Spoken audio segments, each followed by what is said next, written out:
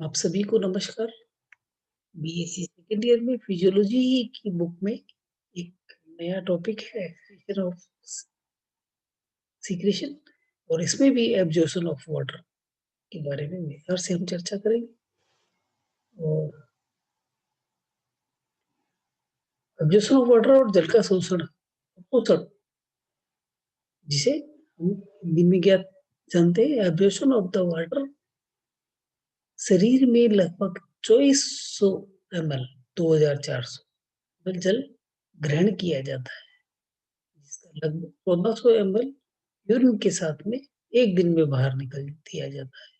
शेष 100 ml पसीने के रूप में और 200 ml विस्टा के रूप में। लगभग 700 ml लंग्स में वाष्पीकरण अथवा इवेपोरेशन अथवा त्वचा के से विसरण द्वारा बाहर निकाला जाता है। ये एक जल का बॉडी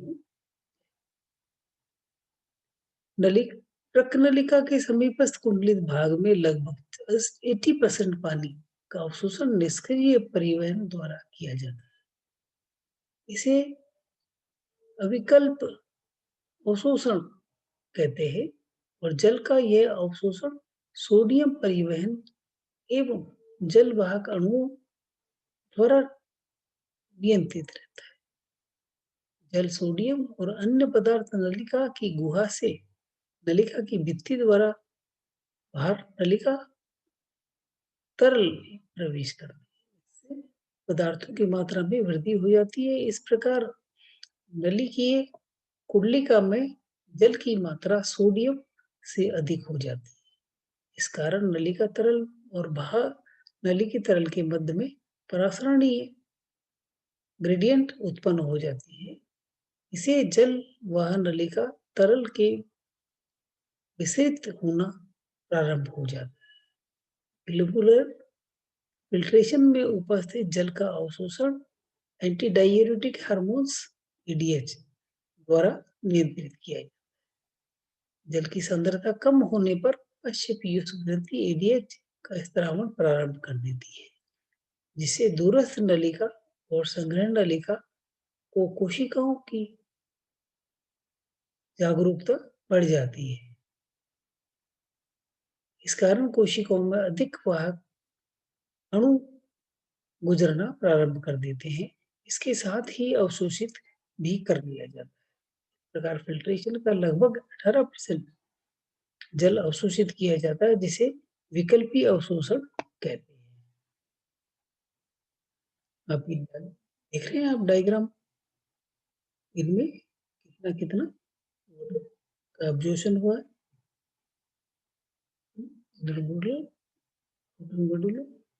ये पूरा डायफ्राम रक्त नलिकाओं में मूत्र के तनुकरण की प्रक्रिया पूरा यहाँ से लेकर कलेक्टिंग ट्यूब्स तक।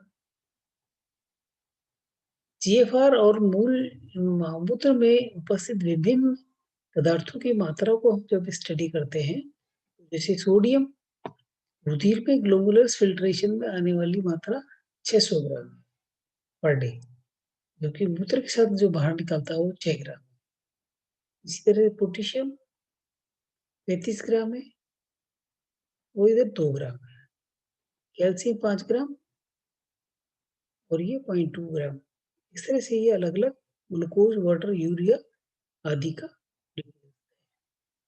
पदार्थ में सब्सटेंसेस है। यूरिया अनुपात जब हम देखते हैं यूरिन में 1.60, वाटर 1.1, सोडियम 1.1, के पोटेशियम 1.7, SO4 1.6,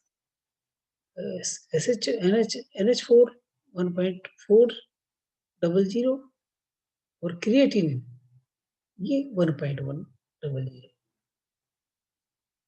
इसी तरह से जब सीक्रेशन की बात करते हैं तो मूत्र के निर्माण का अंतिम चरण है वक्रीय निष्पादन अथवा रीनल फिल्ट्रेशन की दूरस्थ कुंडलित भाग में पहुंचने पर रुधिर में उपस्थित कुछ पदार्थ वर्गीय नलिकाओं की कोशिकाओं द्वारा इसमें स्रावित कर दिए जाते हैं।